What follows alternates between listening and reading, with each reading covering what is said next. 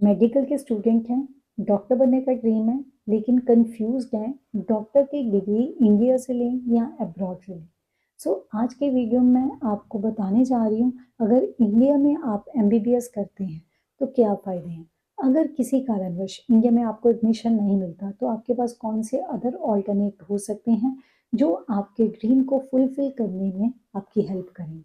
So video में ज़्यादा informative, कृपया करके इसको अंत तक ज़रूर देखिए, क्योंकि अंत में मैं आपको टिप्स बताने जा रही हूँ कि जब भी आपने एडमिशन लेना है एमबीबीएस में, कहीं पर भी जाएं, चाहे आप इंडिया में हो, रशिया में हो, उज़्बेकिस्तान में हो, चाइना में हो, यूएस में हो, यूके में हो, कहीं पर भी जाके आप एडमिशन ले रहे हैं, तो आपको कौन सी इंपॉर्टेंट चीज़ों का ध्यान रखना है।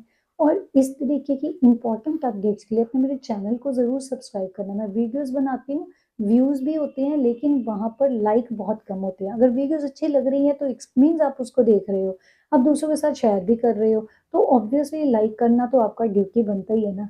ऐसी इंपॉर्टेंट अपडेट्स अगर आप ब्रीफ में चाहते हैं तो आप मेरे को इंस्टाग्राम पे फॉलो कर सकते हैं।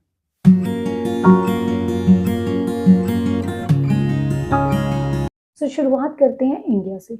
इंडिया में अगर आपने डॉक्टर बनना है तो पता ही है, नीट का एग्ज़ाम क्लियर करना पड़ता है। यूजी के लिए भी, पीजी के लिए भी। यूजी की अभी रीसेंट डाटा की बात करें जो लास्ट ईयर का था, more than 23 lakh students appear हुए और क्वालिफाई जो इन्होंने किया उनका नंबर आया है मोर देन 13 लाख।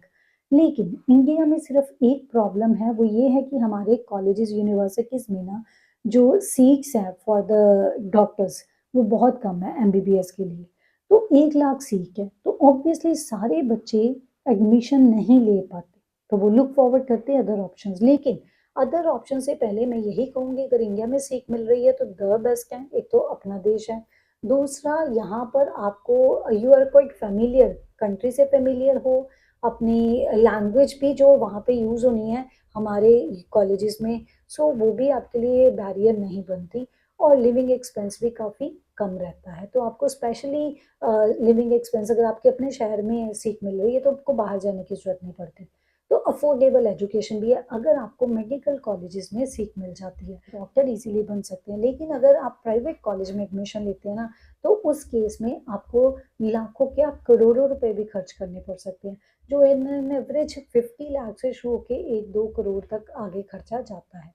ड्यूरेशन की बात करें तो जहाँ मर्जी चले जाओ, minimum 5 years, maximum 6 years. MBBS का जो ड्यूरेशन इतना रहता है। इंडिया में 5.5 साल का है, जिसमें क्लिनिकल प्रैक्टिस भी इन्वॉल्व है, या इनको इंटर्नशिप कह सकते हैं, वो भी इसमें है।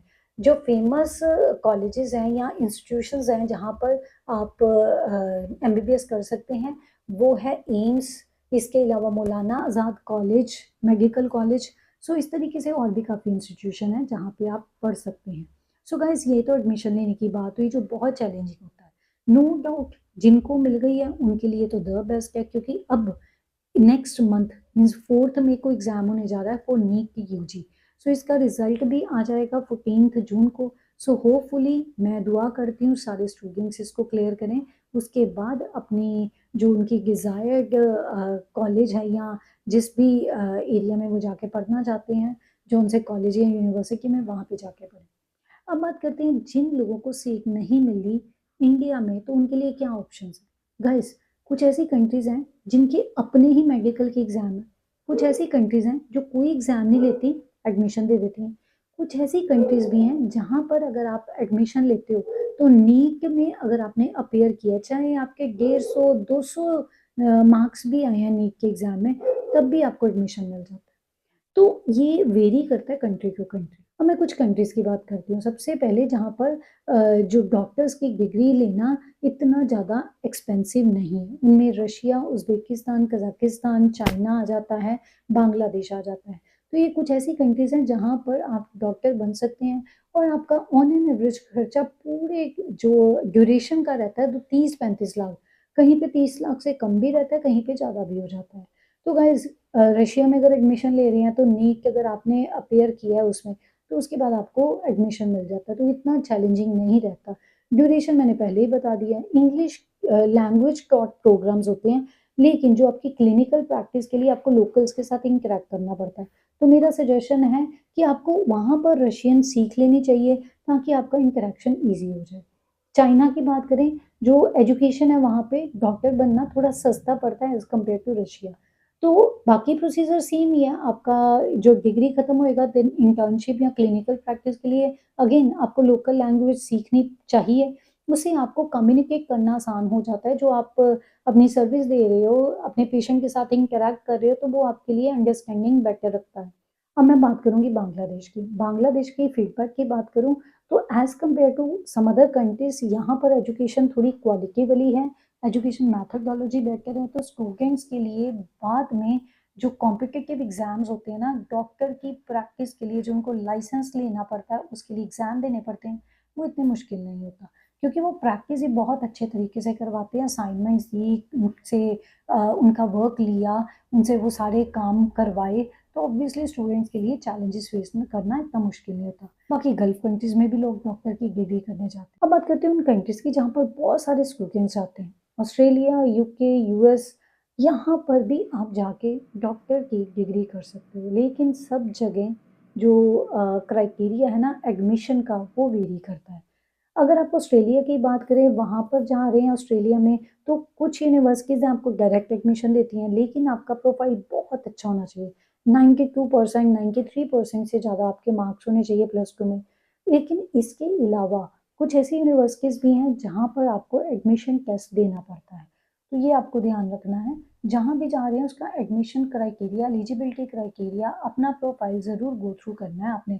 अगर आप कोई भी गाइडेंस लेना चाहते हैं, आप उन्हें कॉन्टैक्ट कर सकते हैं। यूएस में प्री मेडिकल कोर्स करना पड़ता है, यूके में आपको डायरेक्ट एडमिशन मिल जाता है।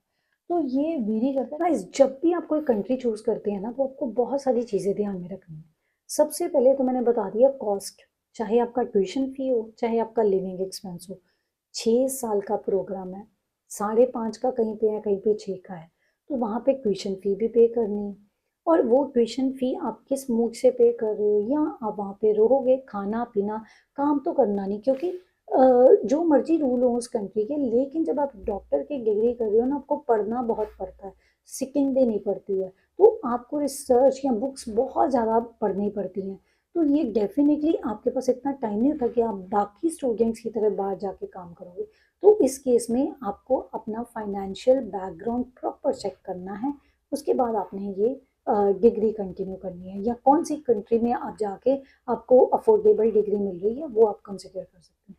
दूसरा, जब आप वहाँ पे डिग्री करते हैं या कोई कॉलेज यूनिवर्सिटी चूज करते हैं डिग्री के लिए, तो दो चीज़ें आपने ध्यान में रखनी है। सबसे पहले, जैसे हम इंडिया से हैं, तो क्या हमारा एनएमसी उसको रिकॉग्नाइज करता है, या अगर हम पूरे वर्ल्ड वाइड कहीं पर भी प्रैक्टिस करने जाते हैं, तो क्या वो यूनिवर्सिटी और कॉलेज WHO के द्वारा रिकॉग्नाइज है कि नहीं। बहुत इंपॉर्टेंट है आपके लिए ध्यान रखना। जैसे लिस्टेड होना चाहिए वो WHO में। इसके अलावा अलग अलग कंट्रीज हैं, यूएस में जा रहे हो, यूके में जा रहे हो, तो आपको अलग अलग एंट्रेंस एग्जाम देने पड़ेंगे, अलग अलग रिकॉग्निशन होती है। आपका प्रैक्टिस जो लाइसेंस मिलना आपको प्रैक्टिस का, उसके लिए एलिजिबिलिटी क्राइटेरिया वेरी करता है। तो आपको ये सारी चीज़ें बहुत ज़्यादा ध्यान में रखनी है, क्योंकि ये आपके करियर का सवाल है।